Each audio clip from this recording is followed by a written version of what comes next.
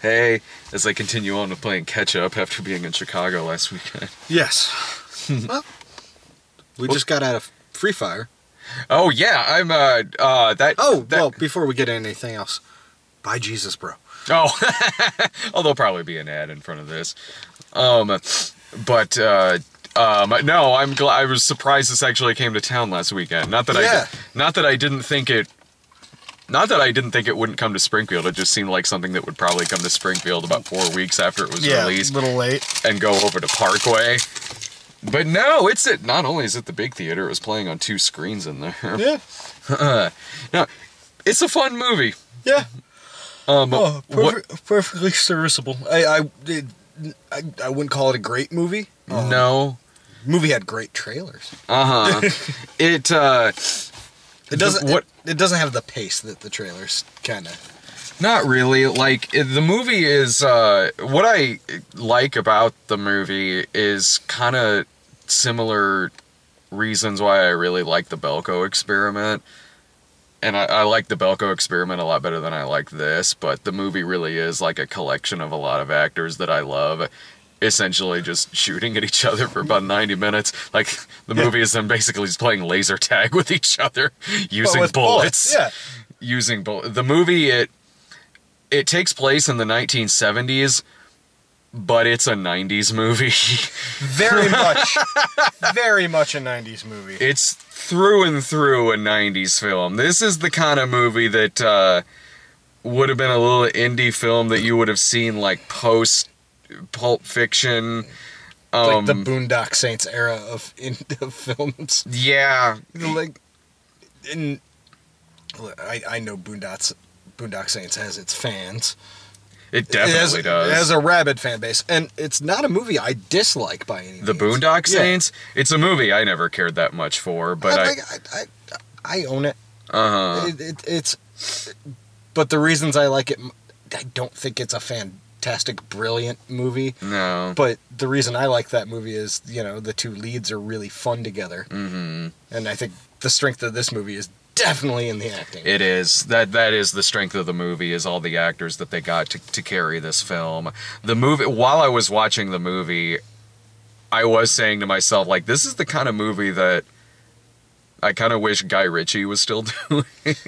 Yeah, and I read some of the reviews for this, and there was a lot of Guy Ritchie comparisons, people saying, like, I could see that. This guy could do better than being a Guy Ritchie knockoff. And it's like, style, it's the kind of movie I could have seen Guy Ritchie making, but it certainly, I don't think, was Guy Ritchie's, like, directing style. No, it's, in terms of a lot of the performances, some of the dialogue, the costume design, certainly, is why I was thinking that. The way the movie was edited and the way it was shot, not really. It would be really toned. This is a little bit more toned down in terms of that than Guy Ritchie.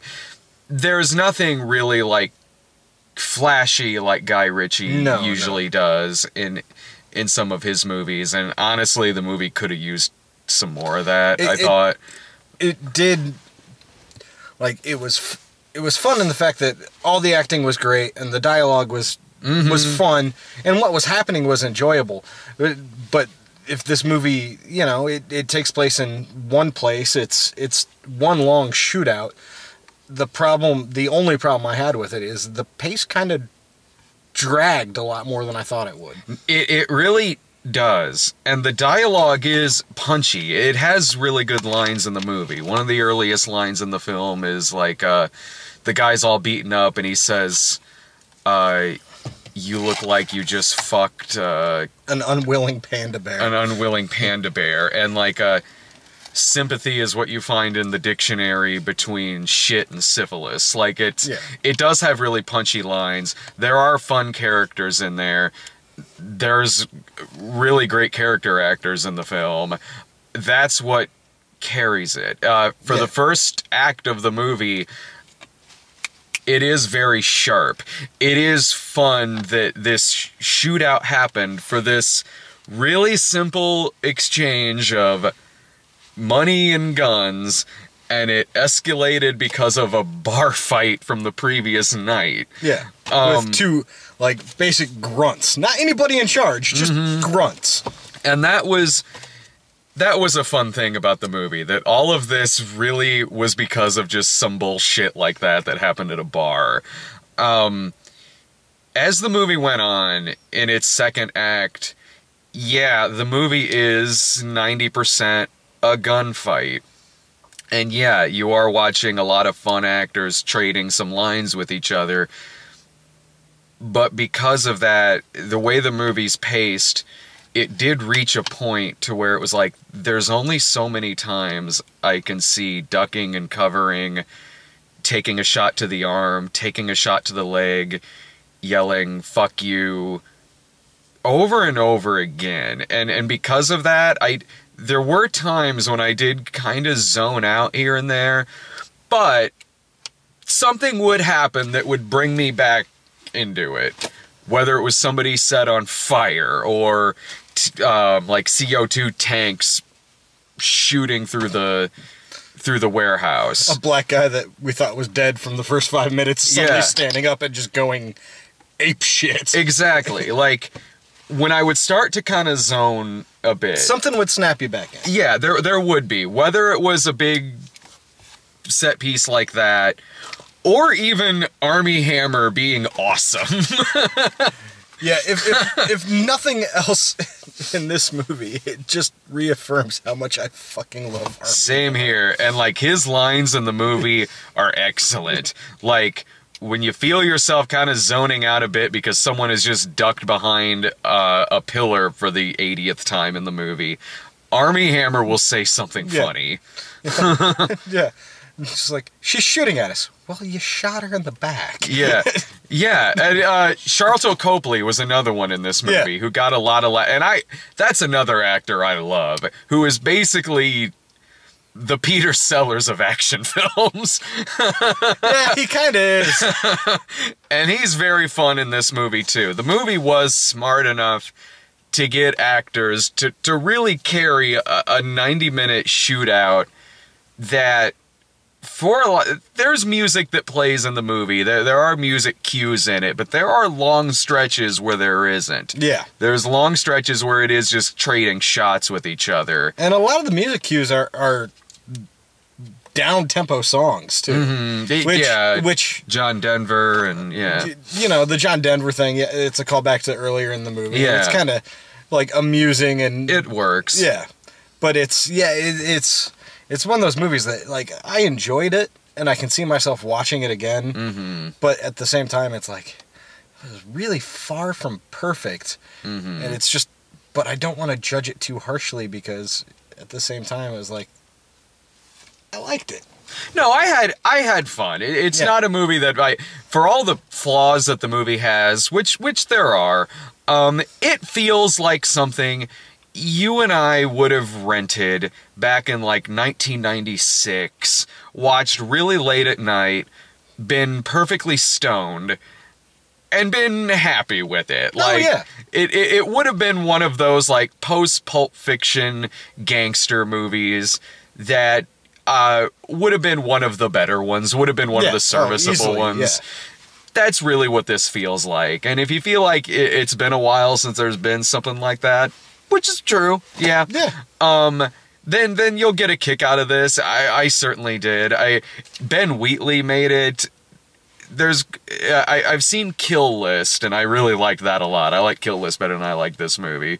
Some of his other ones I haven't seen, but no, for the most part, the movie looks good. Like, it could have used better pace, certainly, especially given the kind of movie it is. Yeah, the only major flaw I can really give it is pace. Like, you know, the acting's great, I think. The direction, the photography, the editing, all of it's pretty spot on. It's just that pace, like, after the first act, the next two acts, they just kind of drag. Mm-hmm. And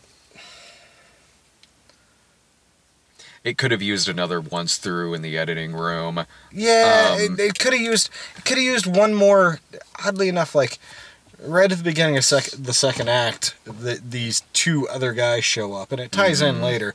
But they're all trying to figure out who these two guys with rifles shooting at are, because they're not with either of the two groups. And it's like, the movie really could have used, like, in that third act, like, maybe some cops or something come in, you know? Something, it's another event to push things along. It certainly could have. And because this shootout happens for silly reasons, and I mean that positively, because I like the fact that this shootout started because of some bullshit. Yeah. But because that's kind of what started this firefight, in a lot of the movie, it does kind of feel like you guys could really probably work this out. Like, really, like, yeah, it's... But at the same time, it's like, everybody gets shot already. Yeah, but even then... like... But then at the, you know, spoilers, at the end, fucking Cillian Murphy and Armie Hammer are just like, you just want to go get a beer? Yeah, and honestly, that the movie, I think, should have ended there than where it did end. Because what does happen at the end, I can't say I was a huge fan of. I would have preferred, honestly, if it did end with those two through all of this. Oh, even if they had added her into that mix. Yeah, exactly. Because at the end of the movie, basically what happens, we already said spoilers, Brie Larson shoots them both and takes the money and leaves. As the cops show up and it zooms in on her face. And to me, a more satisfying ending would have been the three of them bombing off together. Yeah. Because they're the three most rational people in the movie. Like, all three of them are like, why is this happening?